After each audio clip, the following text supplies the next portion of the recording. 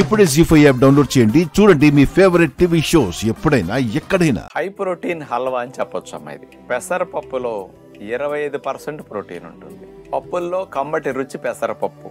అలాగే కొబ్బరి తెలివితేటలకి మేధాశక్తికి మంచి కొవ్వులకి పెట్టింది పేరు. ఇలాంటి రెండుటి కాంబినేషన్లో మనిషికి కావాల్సింది బాగా ప్రోటీన్, మంచి ఫ్యాట్స్. ఈ రెండు పోషకాలు అందించే ఈ రెండు పదార్థాల కాంబినేషన్తో తేనెతో హల్వా చేస్తే మరి పంటికి ఒంటికి ఏ విధమైన హాని లేకుండా హల్వా బాగుంటుంది. కాబట్టి అలాంటి హల్వా ఎలా తయారు చేయాలో ఇప్పుడు చూద్దాం. పెసరపప్పు కొబ్బరి హల్వా తయారు చేయడానికి కావాల్సిన పదార్థాలు: కొబ్బరి తురుము 1 కప్పు, పెసరపప్పు 1/2 కప్పు, ముడిబియ్య పిండి 1/2 కప్పు, తేనె 1 కప్పు, బాదం పప్పులు 1 టేబుల్ స్పూను, జీడిపప్పు 1 టేబుల్ స్పూను, యాలకుల పొడి కొద్దిగా, మేగడ 1 టేబుల్ స్పూను. ముందుగా మనం తీసుకున్న పెసరపప్పుని సన్నసెక మీద దోరగా వేగనివ్వాలి. ఇట్లా వేగితేనే పెసరపప్పు కమ్మగా ఉంటుంది. హల్వాకి ఆ పచ్చి వాసన పోవాలి. ఆ వేపించిన పెసరపప్పుని మిక్సీ జార్లో వేసేసి కొద్దిగా చల్లారాక వేయాలి. దాంతోపాటు ముడిబియ్య పిండి కూడా వేసేసి పచ్చి కొబ్బరి తురుము కూడా అందులో వేసేసి దాన్ని ముక్కా చెక్కలాగా అలా పొడి పొడిగా చేసుకోవాలి. మనం తీసుకున్న డ్రై నట్స్ ఏవైతే ఉన్నాయో ఆ రెండిటిని కూడా చిన్న పాత్రలో మేగడ వేసేసి బాదం జీడిపప్పు ముక్కల్ని దోరగా వేగనిస్తాం. మరొక పాత్ర పొయ్యి మీద పెట్టేసి సిమ్లో ఉంచి ఏదైతే మనం హల్వా కోసం పెసరపప్పు, కొబ్బరి, ముడిబియ్య పిండి పౌడర్ చేసుకున్నామో దాన్ని దోరగా వేగనివ్వాలి. ఎందుకంటే కొబ్బరి కూడా ఉంది కాబట్టి పచ్చిపోవటం కోసం దోరగా వీటన్నిటిని వేగనిస్తే బాగుంటుంది. అది వేడెక్కిన తర్వాత అందులో మనం తీసుకున్న 1 కప్పు తేనెని వేసేస్తాం. ఆ తేనె అంతటిని కూడా ఆ పొడికి బాగా కలిసేటట్టు మెల్లగా కలుపుకుంటూ అట్లా చేయాలి. తేనె బాగా పొడిలో కలిసిన తర్వాత పైన సువాసన కొరకు కొద్దిగా యాలకుల పొడి, దోరగా వేపించిన బాదం జీడిపప్పు ముక్కలను కూడా వేసేస్తాం.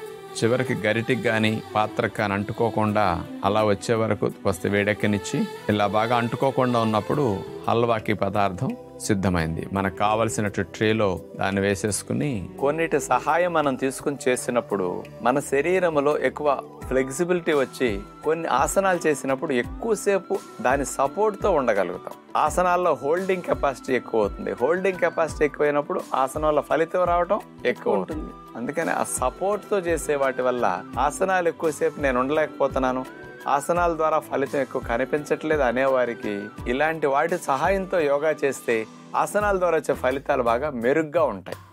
అవి ఎలా చేయాలో చూడండి. శరీరాన్ని బాగా యాక్టివ్ చేయటానికి వీల్తో చేసే 3 వ్యాయామాలు ఇప్పుడు మనం చూడబోతున్నాం.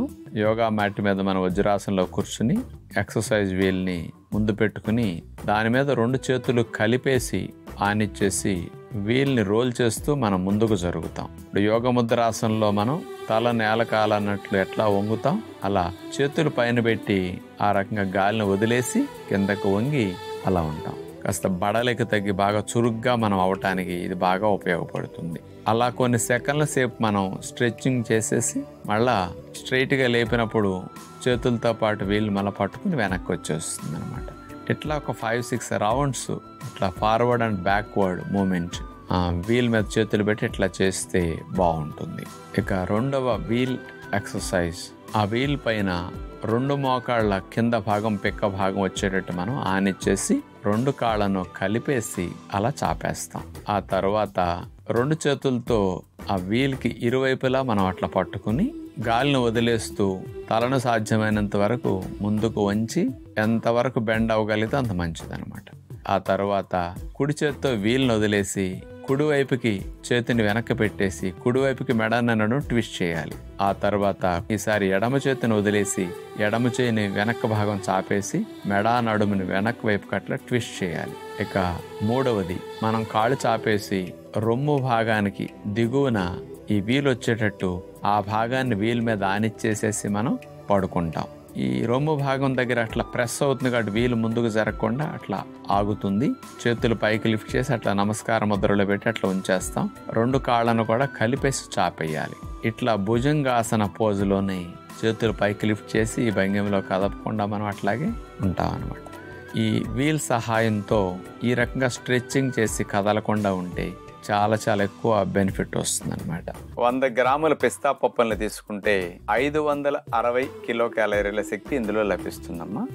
ఇందులో పిండి పదార్థాలు కార్బోహైడ్రేట్స్ 27 గ్రాములు ఉంటాయి, మాంసకృతులు 23 గ్రాములు, కొవ్వులు 42 గ్రాములు, ఇందులో పీచు పదార్థాలు 10 గ్రాములు ఉంటాయి. ఇతర సూక్ష్మ పోషకాల విషయాలు వస్తే ల్యూటిన్ మరియు జియోగ్జాంతిన్ అనేది 2900 మైక్రోగ్రాములు ఈ రెండు కలిపి ఉన్నాయన్నమాట. ఇది కంటికి చాలా మంచిది. అట్లాగే సోడియంతో పాటు పొటాషియం అనేది మనకి ఎక్కువ అవసరం ఎనర్జీ రిలీజ్ చేయడానికి. ఆ పొటాషియం 1050 మిల్లీగ్రాములు ఉందన్నమాట. మరి ఎముక పుష్టికి కావాల్సిన ఫాస్ఫరస్ అనేది 537 మిల్లీగ్రాములు ఉందన్నమాట. ఇందులో పాలిఫినాల్స్ అనేవి 132 మిల్లీగ్రాములు, చాలా ఎక్కువ మొత్తంలో ఉన్నాయి అన్నమాట. ఇవన్నీ పిస్తా పప్పుల్లో ఉండే సూక్ష్మ మరియు స్థూల పోషక విలువలు. డాక్టర్ గారు, ప్రకృతిలో ఉన్న ఏ పదార్థం తీసుకున్నా కూడా ఏదో ఒక స్పెషాలిటీ ఖచ్చితంగా ఉంటుంది. అలా పిస్తా దేనికి స్పెషాలిటీ అంటారు? ఇది విన్నాక మాకే చాలా ఆశ్చర్యం కలిగింది. నేను 30 ఏళ్ల నుంచి పిస్తా పప్పులు తింటున్నాను గానీ ఇది ఉందని ఈ మధ్య తెలిసింది. అది మెలటోనిన్ అనే హార్మోన్. ఇది నిద్రపుచ్చే హార్మోన్, రిలాక్సేషన్ బాగా కలిగించే హార్మోన్ అన్నమాట. ఇది శరీరంలో పీనియల్ గ్రంథి తయారు చేసుకుంటూ ఉంటుంది. సహజంగా మన బాడీకి ఎంత కావాలో అంత తయారు చేస్తుంది. ఇది బాగా నైట్ టైం ఎంత ఎక్కువ రిలీజ్ అయితే బాడీ అంత రిఫ్రెష్ అవుతుంది, రిలాక్స్ అవుతుంది, రీఛార్జ్ అవుతుంది, నిద్ర బాగా వస్తుంది, గాఢత బాగా పెరుగుతుంది. మన బాడీకి ఒక రోజుకి మెలటోనిన్ అనేది 30 మిల్లీగ్రాములు కావాలి. అలాంటి హార్మోన్ పిస్తా పప్పుల్లో ఎంత ఉందంటే 230 మిల్లీగ్రాములు 100 గ్రాముల పిస్తా పప్పుల్లో ఉందన్నమాట. కాబట్టి పిస్తా పప్పులు నిద్ర సరిగా పట్టని వాళ్ళు, బాడీ బాగా నైట్ రిఫ్రెష్ అయ్యి రీఛార్జ్ అయ్యి రిపేర్ క్లీన్ జరగాలంటే పిస్తా పప్పులను బాగా తినటం మంచిది అనమాట. మరి పిస్తా పప్పు ఎవరు ఎక్కువ తీసుకోవచ్చు, ఎవరు ఎక్కువ తీసుకోకూడదు? సహజంగా ఇది అన్ని రకాల అమైనో యాసిడ్స్ ని కలిగి ఉన్న పప్పు అని చెప్పచ్చు. బాడీకి కొన్ని అమైనో యాసిడ్స్ ఆహారాల్లో ఉండవు, బాడీ తయారు చేసుకోవాలంటారు. అన్ని రకాల అమైనో యాసిడ్స్ అంటే రకరకాల ప్రోటీన్స్ అని ఇందులో ఉన్నాయి అన్నమాట.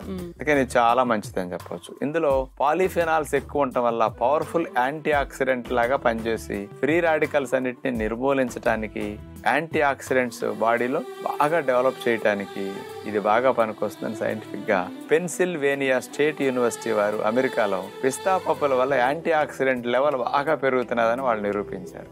రోజుకు 32 గ్రాముల పిస్తా పప్పుల్ని తింటే 4 వారాల నుంచి 6 వారాలు తినేసరికి వీళ్ళ బాడీలో యాంటీ ఆక్సిడెంట్స్ లెవెల్ బాగా ఇంక్రీజ్ అయ్యి బాడీలో రిలీజ్ అయ్యి హాని కలిగించే ఫ్రీ రాడికల్స్ నిర్మూలించడానికి అద్భుతమైన యాక్షన్ చేస్తున్నది అని పిస్తా పప్పుల గురించి 28 మంది ముసలివారిని, హై కొలెస్ట్రాల్ లెవెల్స్ ఉండి యాంటీ ఆక్సిడెంట్స్ బాగా తక్కువ ఉండేవారిని తీసుకుని పరిశోధన చేస్తే వీళ్ళకి 4 నుంచి 6 వారాల్లోనే బాగా ఇంక్రీజ్ అయినట్టు రుజువైందనమాట. ఇక రెండవదమ్మా, ఆహారం తక్కువ తినాలి, కాస్త ఆకలి తగ్గాలనుకునే వారికి పిస్తా పప్పులు బాగా పనికొస్తుందని రుజువైందనమాట. ఈ పిస్తా పప్పులను మనం రోజుకొక 30 గ్రాములు 40 గ్రాములు అట్లా తిన్నాం అనుకోండి, ఒక 4 నుంచి 6 వారాల్లోనే 240 మంది మీద చేసిన పరిశోధన అనమాట. వీళ్ళకి 40% క్యాలరీ కౌంట్ తగ్గించి తిన్నట్టు వీళ్ళకి వచ్చిందనమాట మార్పు. ఎందుకు ఇలా జరుగుతున్నదంటే ఈ పిస్తా పప్పులు తిన్నాక సంతృప్తిని తెలియజేసే సెంటర్ ఉంటుంది కదా, సెటైటీ సెంటర్, అది బాగా సాటిస్ఫై అయ్యి ఇక ఆహారం వద్దని ఆపేస్తుంది. కానీ ఇది బాగా అందులో ఉండే కొవ్వులు దీనికి ప్రధాన కారణం అని చెప్పొచ్చు అనమాట. జీ5 యాప్ డౌన్లోడ్ చేసి అన్ని ఎపిసోడ్స్ పూర్తి ఉచితంగా చూడండి.